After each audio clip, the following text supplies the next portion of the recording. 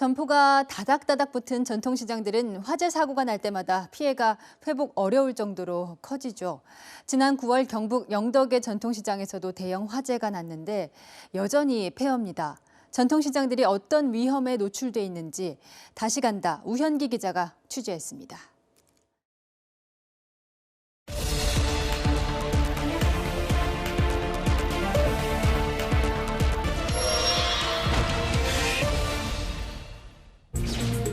경북 영덕의 전통시장 골목을 비추는 CCTV 화면입니다.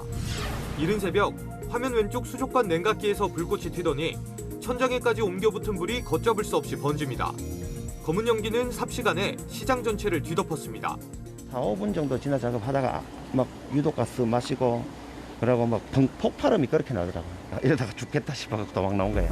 지난 9월 초에 발생한 이 화재로 전통시장 점포 70여 개가 불탔습니다.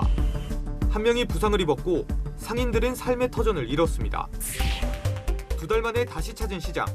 시장 건물은 까맣게 불타 뼈대만 남았고 쫓기듯 나온 상인들은 시장에서 수백 미터 떨어진 곳에 컨테이너로 임시 점포를 차렸습니다. 생계를 포기할 수는 없었기 때문입니다. 일단은 비가림이 제일 문제고 좀 협소하다 보니까 손님이 진짜 많이 줄어 손님이. 겨울 어떻게 지내나 이게 걱정밖에 없습니다. 추위 때문에. 최근 5년간 전국의 전통시장에서 발생한 화재는 300건이 넘습니다. 이 중 절반 가까이가 전기 관련 화재였습니다. 경기광명의 한 전통시장입니다.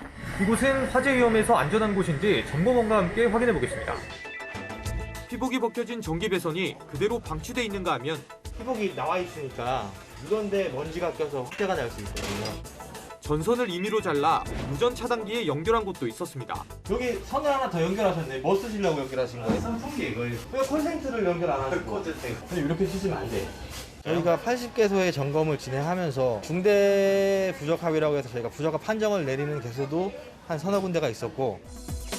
서울의 또 다른 전통시장. 낡은 천막이 덮여 있었고 점포 내엔 먼지가 쌓인 전깃줄이 뒤엉켜 있었습니다.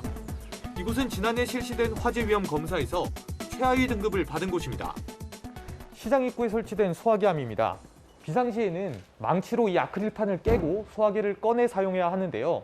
이쪽과 저쪽을 살펴봐도 망치를 찾아볼 수는 없습니다.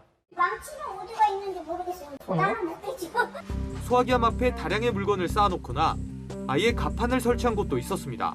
소화전 주변이라든지 물건을 쌓아놓는다거나 적치를 하는 경우에 인지가 제대로 되지 않아서 사용을 하지 못하는 경우도 있을 수가 있고 쌓이기 때문에 물리적으로 사용을 하기에 굉장히 불편한. 올해 전국 1,600여 개 전통시장을 대상으로 실시된 화재 위험 검사에서 절반 가까이가 평균 이하의 등급을 받았습니다.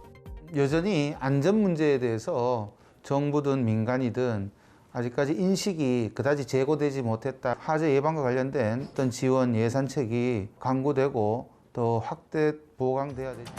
노후된 전기 배선을 교체하고 화재 발생 자동 신고 시스템을 갖추는 등 더욱 철저한 대책이 필요하다는 지적이 나옵니다. 다시 간다 우현기입니다.